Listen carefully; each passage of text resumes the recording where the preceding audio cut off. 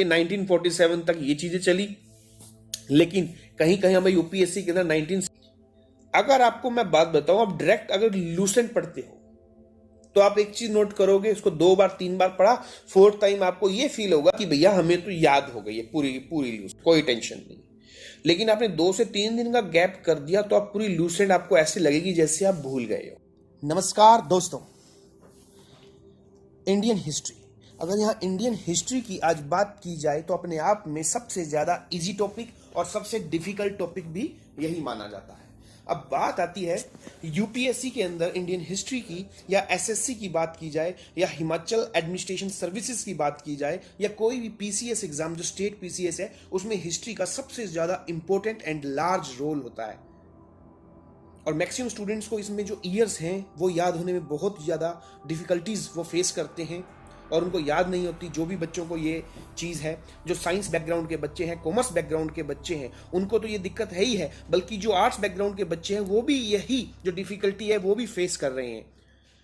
तो बात आती है कि इसको किस तरीके से हम बिल्कुल इजी वे में हिस्ट्री सब्जेक्ट को ना केवल याद कर सकें बल्कि एग्जाम में मैक्सिमम नंबर हम इसको ला सकें। तो आज classification of the Indian history, और आपने इसको किस तरीके से करना है ताकि आप मैक्सिमम नंबर इसमें अचीव कर सकें। हिस्ट्री के यहां पर पार्ट वाइज बात की जाए तो ancient history, medieval history and modern history, मतलब प्राचीन भारत, मध्यकालीन भारत और आधुनिक भारत।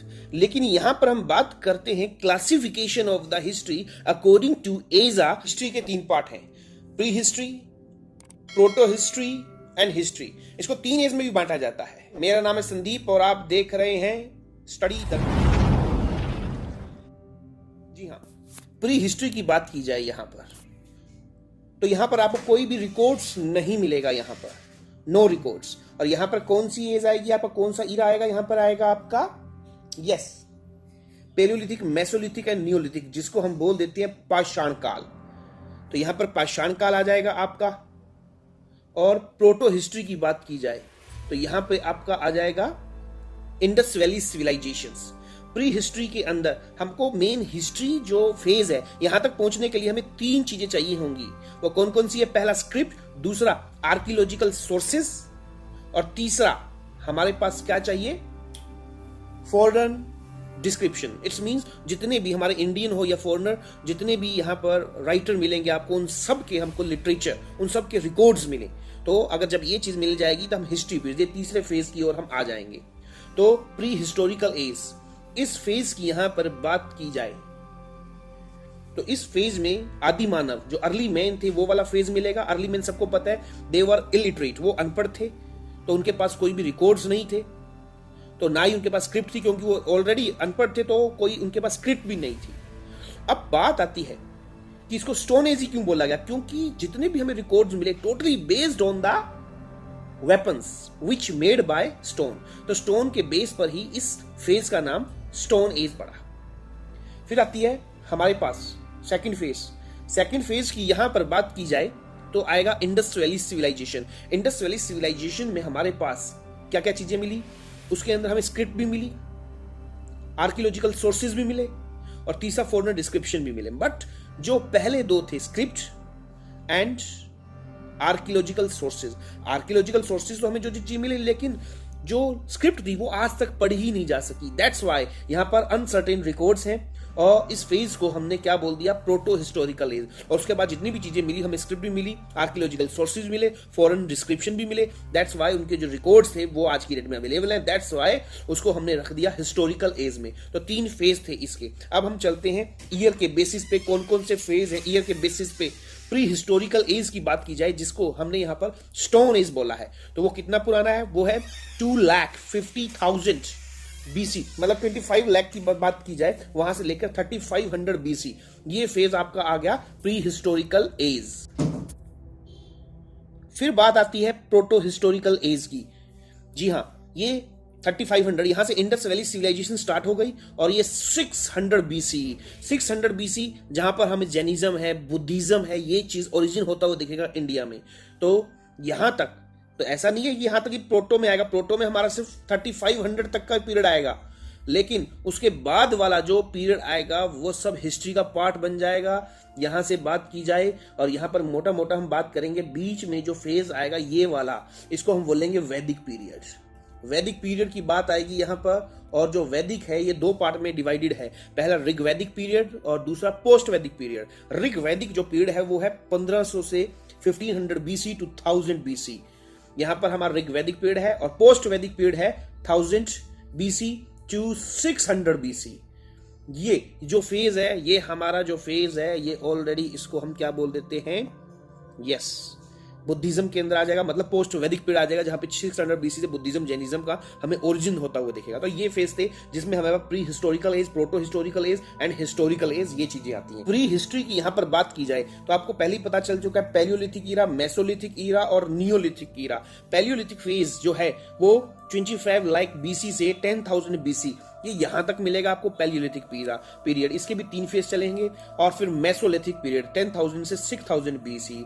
इसकी सबसे बड़ी खास बात क्या है मेसोलिथिक पीरियड की, कि इस फेज के अंदर ही अर्ली मैन ने आग की खोज कर ली थी। और फिर चलते हैं Neolithic period. Neolithic period 6,000 BC से 2,000 बीसी, लेकिन आपको ये 3,000 बीसी इसका एप्रोप्रिएट है, 3,000 बीसी, क्योंकि इसके बाद जो फेज स्टार्ट होता है ये 2000 बीसी तक चलता है, लेकिन इसके बाद वाला जो पीरियड है वो इंडस वैली सिविलाइजेशन का मान लिया जाता है। और नियोलिथिक में फर्स्ट टाइम जो अर्ली मैन है उसने स्टेबल, उसकी जो लाइफ थी वो स्टेबल हो चुकी थी, वो घर बनाकर रहने लग गया था, व्हील का इन्वेंट हो गया था, ये जैसा कि हम आगे बताएंगे। तो ये है प्री हिस्ट्री, जो है प्री हिस्टोरिकल एज।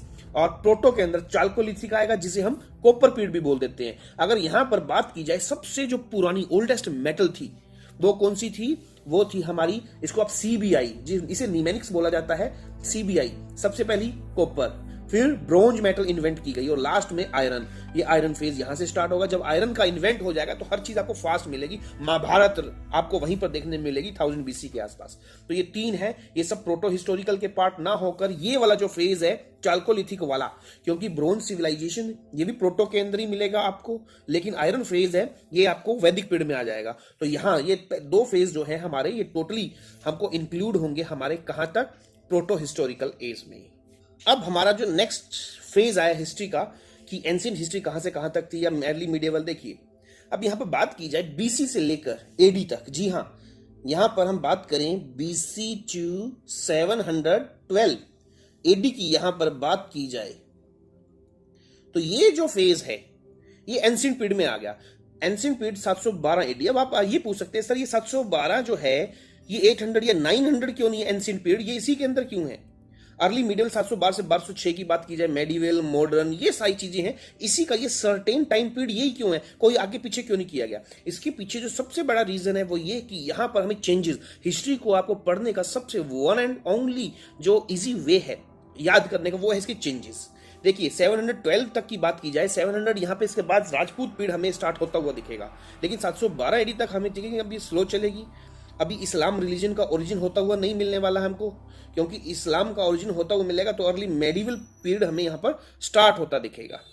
तो ये किस तरीके से हमारे यहाँ पे बात की जाए, इंडस वैली सिविलाइजेशन है, फिर वैदिक पीरियड है, फिर जैनिज्म, बुद्धिज्म है, और फिर उसके बाद मौर्य पीरियड आएगा, फिर गुप्ता पीरियड आएगा। ये इस तरीके से यहाँ पर एंशिएंट पीरियड स्टार्ट होगा। तो ये एक सर्टेन पीरियड है, इसके बाद आपको चेंजेस नजर आएंगे। फिर अर्ली मिडिवल पीरियड, जैसे इस्लाम रिलीजन हुआ, फिर इस्लाम को स्प्रेड करने के लिए वो दूसरे कई कंट्रियों में गए और वहां पर हमें इस्लाम स्प्रेड होता हुआ दिखाई देगा। फिर मेडिवल पीरियड की बात की जाए, क्योंकि जो मेडिवल पीरियड है वो 2 पार्ट में डिवाइडेड है, एक अर्ली मेडिवल पीरियड और दूसरा मेडिवल पीरियड।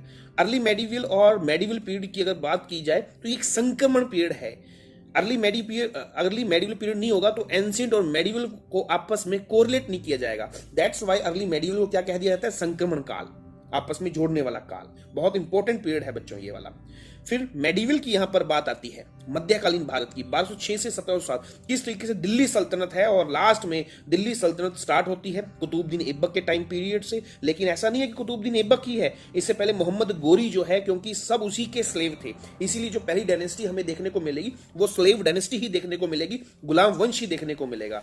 फिर किस तरीके से 1707 में औरंगजेब की डेथ होती है और छोटे छोटे जो स्टेट है उनका ओरिजिन होता हुआ देखने को मिलेगा।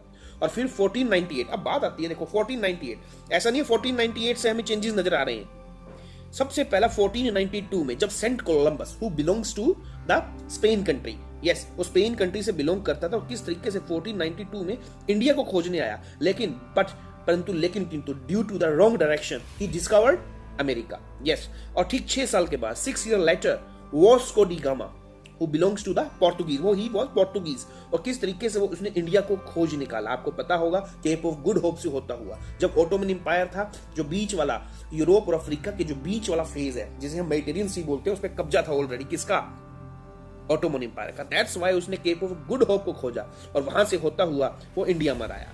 फिर यहीं से हमारा स्टार्ट हुआ कॉमर्शियलाइज, मतलब किस तरीके से व्यापारीकरण हुआ चीजों का, और मॉडर्न पीरियड ये 1947 तक ये चीजें चली।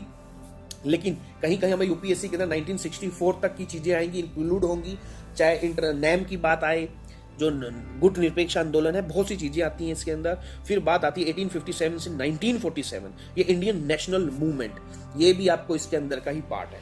तो इस तरीके से है। अब बात आती है कि इसको किस तरीके से पढ़ा जाए, क्योंकि मैक्सिमम बच्चा इसको भूल जाता है जल्दी। देखिए, अगर आपको मैं बात बताऊं, आप डायरेक्ट अगर लूसेंट पढ़ते हो तो आप एक चीज नोट करोगे, इसको 2 बार 3 बार पढ़ा, 4th टाइम आपको ये फील होगा कि भैया हमें तो याद हो गई है पूरी लूसेंट, कोई टेंशन नहीं। लेकिन आपने 2 से 3 दिन का गैप कर दिया तो आप पूरी लूसेंट आपको ऐसे लगेगी जैसे आप भूल गए। ये सबसे बड़ी चीज है।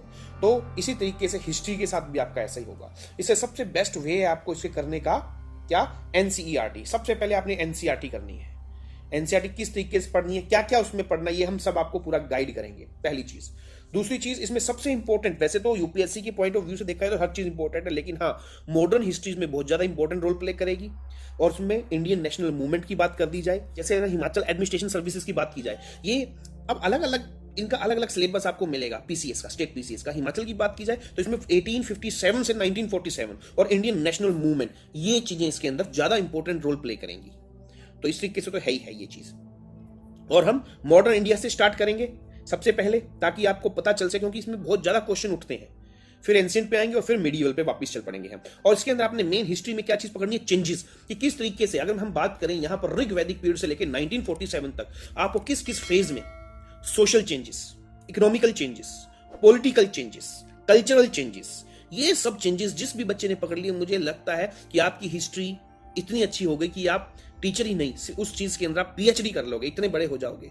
और ये भी है कि जिस बच्चे ने हिस्ट्री से ग्रेजुएशन या पोस्ट ग्रेजुएशन कर रखी है, वो इसके अंदर यूजीसी नेट तो निकालेगा ही निकालेगा, बल्कि जेआरएफ भी निकाल लेगा। इतना इंपॉर्टेंट हो जाएगा इस तरीके से आप इतना डीपली, इतना वास्ट तरीके से इसको पढ़ोगे। तो डेट जो होती है उसकी सबसे बड़ी खास बात क्या है, कोई भी आप डेट देख लीजिए जो बहुत ज्यादा इंपॉर्टेंट डेट है, वो डेट के अंदर मेन चेंजेस नजर आएंगे। वो डेट 2 फेज को आपस में जोड़ने का काम करेगी। तो वो डेट तो आपको याद करनी ही करनी है, नहीं भी याद करोगे तो भी अपने आप याद हो जाएगी जब आप इन डेप्थ में पढ़ोगे। और मेन चीज, एसएससी हो या छोटे जितने भी एग्जाम है, जब आप बड़े कहते हैं ना कि जज की तैयारी करोगे, जज ना सही वकील तो बन ही जाओगे, तो जब आप यूपीएससी की तैयारी करोगे तो आपके छोटे मोटे एग्जाम अपने आप निकलने शुरू हो जाएंगे। तो हमारा जो मेन टारगेट होगा वो आपको किंग बनाने का होगा, और आप सेनापति तो अपने आप ही बन जाओगे इसके अंदर। तो मेन चीज हमारी ये चीज हो गई।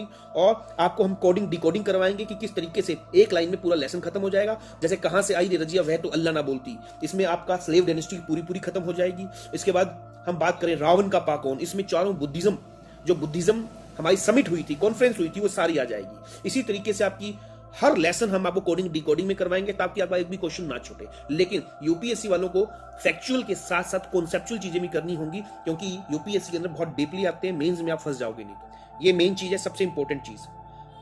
तो हम चलेंगे, हमारी जो नेक्स्ट होगी वो होगा हमारा मॉडर्न हिस्ट्री के ऊपर। तो आपको ये वीडियो कैसा लगा आप जरूर कमेंट कीजिए, शेयर कीजिए, सब्सक्राइब कीजिए।